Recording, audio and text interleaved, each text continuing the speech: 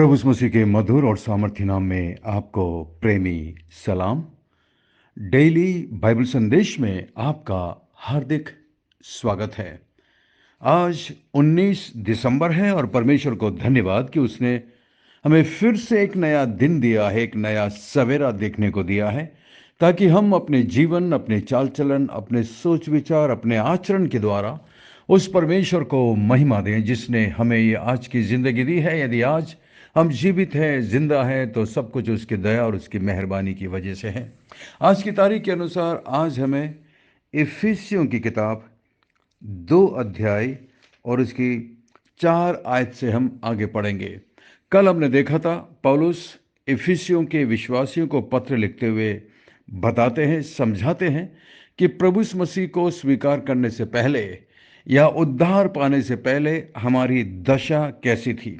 और मैंने आपसे सवाल भी पूछा था, आप में से कईयों ने बहुत अच्छा जवाब दिया है कि उद्धार पाने से पहले हम सब आत्मिक रूप से मरे हुए थे, परमेश्वर से दूर थे, पाप के गुलाम थे, शैतान के गुलाम थे और अपने शरीर की लालसाओं में दिन बिताते थे और स्वभाव से क्रोध की संतान थे। आज हम चौथी आयत में से पढ़ेंगे। यहां पर लिखा है, परंतु परमेश्वर ने जो दया का धनी है, अपने उस बड़े प्रेम के कारण जिससे उसने हमसे प्रेम किया।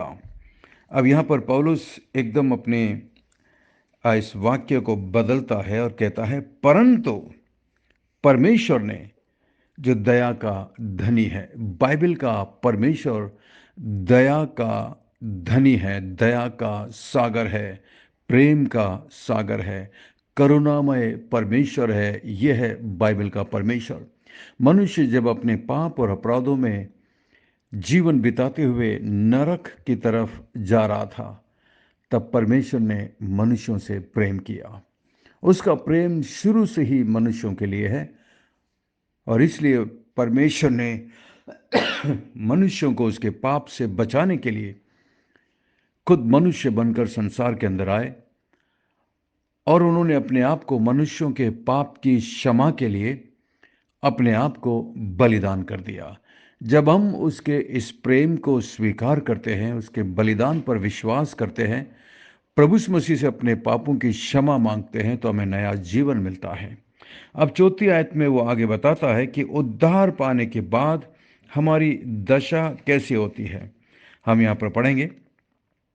आगे लिखा है 5वीं आयत में, सबसे पहले तो 4 आयत में लिखा है कि उसने बड़े प्रेम के कारण उसने हमसे प्रेम किया जब हम अपराधों के कारण मरे हुए थे। जैसा कि पहली आयत में लिखा है, उसने हमें भी जिलाया है, हम जो अपने अपराधों के कारण मरे हुए थे। यहाँ पर पौलुस फिर से बताते हैं, विश्वासियों को याद दिलाते हैं, जब हम अपराधों के कारण मरे हुए थे तो हमें मसीह के साथ जिलाया, अनुग्रह से तुम्हारा उद्धार हुआ है। देखिए, हम तो पाप और अपराधों में मरे हुए थे और एक मरा हुआ व्यक्ति अपने मोक्ष के लिए, अपने उद्धार के लिए, अपने पापों की क्षमा के लिए कुछ नहीं कर सकता। आत्मिक रूप से हम मरे हुए थे, परमेश्वर से दूर थे। इसलिए परमेश्वर ने मालूम क्या किया है, उसने हमें मसीह के साथ जिलाया है। यह है परमेश्वर की दया, परमेश्वर का अनुग्रह। कितनी अद्भुत बात है। प्रभु यीशु मसीह के साथ हमें जिलाया है और आगे लिखा, अनुग्रह से तुम्हारा उद्धार हुआ है। यदि आप एक मसीह हैं, यदि आप एक क्रिश्चियन हैं, उद्धार पाए हुए हैं, तो ये आपकी काबिलियत की वजह से नहीं, आपके परिवार की वजह से नहीं, बल्कि परमेश्वर की अनुग्रह की वजह से है। यदि आज आप जिंदा हैं तो ये परमेश्वर की अनुग्रह है, परमेश्वर की दया है, उसका प्रेम है। और आगे पौलुस बताते हैं, और मसीह यीशु में उसके साथ उठाया है, यानी कि हमें जिलाया है और स्वर्गीय स्थानों में साथ में बैठाया है। कितनी अद्भुत बात है। हमारी पहुंच स्वर्गीय स्थानों में, परमेश्वर के उस स्वर्ग में है। परमेश्वर ने हमें प्रभु यीशु मसीह के साथ स्वर्गीय स्थानों में बिठाया है, यानी कि हमारी पहुंच स्वर्ग में है। कितनी बड़ी बात है। आजकल दुनिया में कई बार लोग घमंड करते हैं इस बात के लिए कि अरे हमारी पहुंच तो बड़े बड़े लोगों के साथ है, नेताओं के साथ है, बड़े लोगों के साथ हमारी पहुंच है। लोग घमंड करते हैं, लेकिन वो लोग सब इस संसार के लोग हैं और किसी की भी ज़िंदगी का कोई भरोसा नहीं। लेकिन आपके और मेरे पास तो बहुत ऊंची पहुंच है। मैं नहीं सोचता हूँ स्वर्ग से ऊंची पहुंच किसी मनुष्य के पास है। हमें स्वर्ग तक पहुंच मिली है, यानी कि हमारी प्रार्थना स्वर्ग में सुनी जाती है। कितनी अद्भुत बात है। आप विश्वास के साथ परमेश्वर से प्रार्थना करिए, अपनी आवश्यकताओं के लिए, अपनी तकलीफ के लिए, अपनी बीमारी के लिए, अपनी कमजोरी के लिए, अपनी आवश्यकताओं के लिए स्वर्ग की ओर प्रार्थना करिए। स्वर्ग में आपकी प्रार्थना सुनी जाएगी। यदि आप एक परमेश्वर की संतान हैं, उद्धार पाए हुए व्यक्ति हैं, तो आपकी प्रार्थना स्वर्ग तक जाती है। ये कभी मत सोचिएगा कि मेरी प्रार्थना को सुनने वाले कुछ दूसरे लोग होंगे, जैसा कि आजकल ये बहुत बड़ा चलन है कि हमसे प्रार्थना करवाइए या उनसे प्रार्थना करवाइए, उन्हें कुछ पैसे दीजिए, वो आपके लिए प्रार्थना करेंगे, आपकी प्रार्थना सुनी जाएगी। कैसी मूर्खता है। प्रार्थना सुनने वाला परमेश्वर है, और आपको क्या लगता है कि परमेश्वर ने क्या कुछ ऐसे एजेंट्स रखे हुए हैं जिन्हें आप पैसे दें और वो आपके लिए प्रार्थना करें और परमेश्वर उनकी प्रार्थना को सुने, आपकी ना सुने? ये कैसी पागलपना है। ये मूर्खता है एक तरीके से। कोई फर्क नहीं पड़ता कि आप कितने बड़े या छोटे हैं। यदि आपने प्रभु यीशु मसीह पर विश्वास किया है, आप परमेश्वर की संतान हैं और आपको स्वर्गीय स्थानों में बैठाया है। परमेश्वर आपकी प्रार्थना को सुनता है, जवाब देता है। कितनी बड़ी बात है। इसलिए निराश मत होइएगा। इस संसार में रहते हुए तकलीफ आएंगी, मुश्किलें आएंगी, बीमारियां आएंगी, आर्थिक तंगी और कठिनाई आएंगी, लेकिन परमेश्वर आपके साथ है। कई बार परमेश्वर इन्हें आने की इजाज़त देता है क्योंकि परमेश्वर हमें कुछ सिखाना चाहता है। परमेश्वर हमें उस पर भरोसा करना सिखाना चाहता है। दुख और मुसीबत और तकलीफ में ही हमारे विश्वास की परख होती है, हमारी हिम्मत की परख होती है, हमारी आत्मिक मसीह जीवन की गहराई की परख होती है कि हम कितने पानी में हैं। 7वीं आयत में पौलुस कहते हैं कि वो अपनी उस कृपा से जो यीशु मसीह में हम पर है, आने वाले समयों में अपने अनुग्रह का असीम धन दिखाए। परमेश्वर ने हमें उद्धार दिया है और इस तरह परमेश्वर अपनी असीम कृपा, अपने असीम अनुग्रह को संसार के सामने दिखाना चाहते हैं। यदि मैंने उद्धार पाया है, तो मैं सोचता हूँ कोई भी उद्धार पा सकता है। ऐसे मैंने बहुतों की गवाही को सुनी है। यदि परमेश्वर उन्हें बचा सकता है, जिस तरह पौलुस खुद अपने जीवन के बारे में कह सकता है, यदि परमेश्वर पौलुस को बचा सकता है, तो मैं सोचता हूँ कोई भी व्यक्ति उद्धार पा सकता है। और ये सब कुछ परमेश्वर की दया और उसके अनुग्रह की वजह से है। तो इसलिए आज हमने सीखा कि हम मसीह में क्या है, मसीह में हमें क्या आशीषें मिली है। नंबर 1, परमेश्वर ने हमें उससे प्यार किया है। परमेश्वर ने यीशु मसीह में होकर हमसे प्यार किया है। उद्धार पाने के बाद ये है हमारी दशा। उसने हमसे प्रेम किया है। दूसरी बात, हमें मसीह के साथ जिलाया है। हम मरे हुए थे, उसने हमें जिलाया है, अब ये हमारी दशा है। तीसरी बात, हमें मसीह के साथ स्वर्गीय स्थानों में बिठाया है। चौथी बात, ताकि अपने अनुग्रह का असीम धन वो हमें दिखा सके। और पांचवी बात, हमें भले कामों के लिए पहले से सिरजा गया है। जैसा कि आगे हम पढ़ते हैं 8वीं आयत में, क्योंकि विश्वास के द्वारा अनुग्रह ही से तुम्हारा उद्धार हुआ है, और ये तुम्हारी ओर से नहीं, ये परमेश्वर का दान है, और न कर्मों के कारण, ऐसा ना हो कि कोई घमंड करे। 10वीं आयत बहुत इंपॉर्टेंट है, क्योंकि हम उसके बनाए हुए हैं और मसीह यीशु में उन भले कामों के लिए सिरजे गए हैं जिन्हें परमेश्वर ने पहले से हमारे करने के लिए तैयार किया है। तो यहाँ पर हम पांचवी बात सीखते हैं, हमें भले कामों के लिए पहले से परमेश्वर ने सृजा है।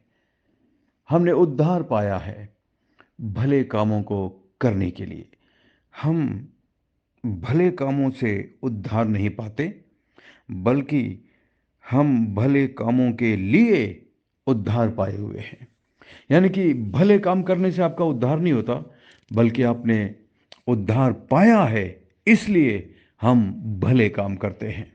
उद्धार पाने के बाद हमारे भले कामों को परमेश्वर प्रतिफल के रूप में हमें देता है। परंतु उद्धार पाने से पहले आपने कितनी ही अच्छाई क्यों ना की हो, लेकिन आत्मिक तौर से मरे होने के कारण, परमेश्वर से दूर होने के कारण हमारे उन कामों का कुछ भी फर्क नहीं पड़ता, कुछ भी प्रतिफल नहीं मिलेगा। बल्कि उद्धार पाने के बाद जब हम अच्छा काम करते हैं तो परमेश्वर उसका प्रतिफल हमें देता है, क्योंकि इसीलिए हम सृजे गए हैं, इसीलिए हमें जिलाया गया है, इसीलिए हमें नया बनाया गया है। तो उद्धार पाने के बाद यह है हमारी दशा। परमेश्वर आपको बहुत बहुत आशीष दे। आइए हम प्रार्थना करें। स्वर्ग में विराजमान जीवित और जिंदा परमेश्वर, अनुग्रहकारी दयालु पिता, विलंब से कोप करने वाले अति करुणामय परमेश्वर, धन्यवाद आपके प्रेम के लिए, धन्यवाद आपकी आशीषों के लिए, धन्यवाद आज के दिन के लिए प्रभु जी, आपके वचन के लिए, आपकी पवित्र आत्मा के लिए धन्यवाद। जो कुछ आज हमने पढ़ा है, सुना है, सीखा है प्रभु, इसके अनुसार जीवन बिताने के लिए आप हमारी मदद और सहायता करिए। मैं प्रार्थना करता हूँ प्रभु मेरी सिस्टर के लिए प्रभु जी, जो इस वक्त बीमारी में है, दुख में है, तकलीफ में है प्रभु, आप अपने हाथों को बढ़ाकर उन्हें छू लीजिए, चंगाई दीजिए, स्वस्थ करिए प्रभु जी। मैं अपने प्रिय भाई के लिए प्रार्थना करता हूं जो इस वक्त मेरे साथ प्रार्थना में है प्रभु, आप उनकी परेशानी को जानते हैं प्रभु जी, आप उनके तनाव को जानते हैं, उनकी आवश्यकताओं को जानते हैं। मान परमेश्वर, आपके लिए कुछ भी मुश्किल नहीं है। आप उन पर अनुग्रह और दया करें प्रभु। और मैं प्रार्थना करता हूं प्रभु जी उन सब के लिए जिन्होंने हमारे क्रिसमस के लिए प्रभु विशेष भेंट दी है, उनमें से प्रत्येक पर अपनी करुणा, अपनी आशीष बनाए रखना, और जो कुछ उन्होंने आपकी सेवा के लिए दिया है प्रभु, उसका प्रतिफल कई गुना बढ़ाकर आप उन्हें देना, जैसा कि आपने वायदा किया है।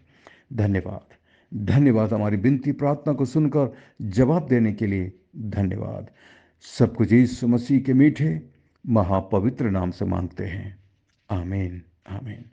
परमेश्वर आप में से प्रत्येक को बहुत बहुत आशीष दे। हमारे साथ बने रहने के लिए धन्यवाद। और याद रखिएगा, हम आप में से प्रत्येक के लिए प्रार्थना करते हैं। आप में से बहुतों के नाम मेरे पास है जिन्होंने प्रार्थना के निवेदन दिए हैं। हम उन्हें अपने व्यक्तिगत प्रार्थना में याद रखते हैं। समय की कमी की वजह से मैं बहुत सारे लोगों का तो नाम नहीं ले पाता हूँ, इसलिए क्षमा चाहता हूँ। लेकिन आप हमारे लिए प्रार्थना करते रहिएगा। मैं आशा करता हूँ आज के संदेश के द्वारा परमेश्वर ने आपके दिलों से बातचीत की है। यदि आप आशीषित हुए हैं तो आप इस संदेश को अपने दूसरे मसीही दोस्त भाई बहनों के साथ शेयर करिएगा। और यदि ये संदेश आप पहली बार सुन रहे हैं तो आप हमारे व्हाट्सएप ग्रुप बाइबल संदेश में शामिल हो सकते हैं। हमारा नंबर है 9927464924। Pastor Mani Thomas, Emmanuel Believers Church, Agra आपसे प्रेम करते हैं, आपके लिए प्रार्थना करते हैं, आपकी परवाह करते हैं। अंत में सवाल है, उद्धार पाने के बाद हमारी दशा क्या है? जैसा कि आज हमने 4 आयत से लेकर के 10 आयत तक पढ़ी है। इसे पढ़कर जो कुछ आपको समझ में आता है, जो कुछ पवित्र आत्मा आपको समझाते हैं, आप 1 या 2 पॉइंट्स ज़रूर बताइएगा कि जैसा कि कल हमने देखा था, उद्धार पाने से पहले हमारी दशा क्या थी और अब उद्धार पाने के बाद हमारी दशा क्या है। परमेश्वर आपको बहुत बहुत आशीष दे। थैंक यू, धन्यवाद। God bless you, we love you, have a great day.